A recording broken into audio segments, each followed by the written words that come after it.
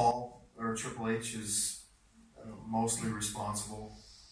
Definitely, we had a couple of talks, and you know, both kind of doing the good old boy handshake over the phone kind of a deal, some old school kind of stuff, and it felt good. It felt right, and then it was time to see if what he said was true and what I said was true, and if we were going to stick to what our words said that we were going to do, and it stayed that way throughout the weeks, which led to months until I finally ended up on Raw.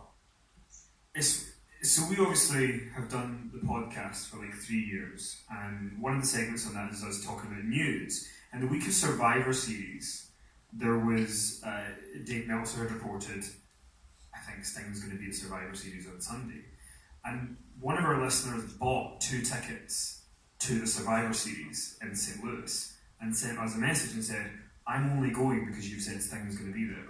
We were nervous. It wasn't even our story.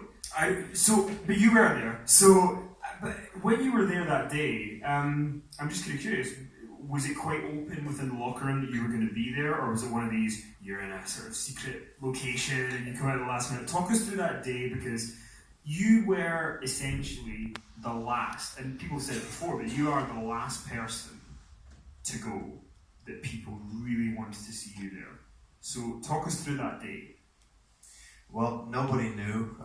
Not many people, just a handful of people. It was one of those, bring me in by stealth, and in the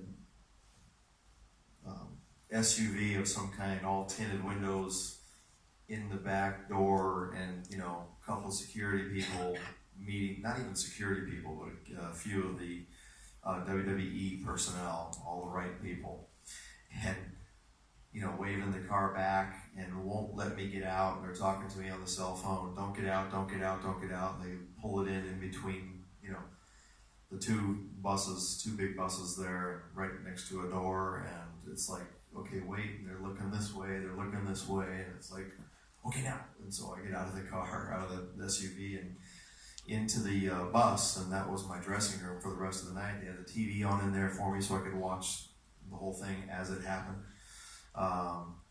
And then, they pulled me out, and even then, it was pulling me out with, the black duvetine over the top of me, in through all the dressing room areas, all the wrestlers, and I can see like this, that all these people kind of look, and it was me, and I ended up doing what I did, and it was a lot of fun. It was. Got another question up here, I think.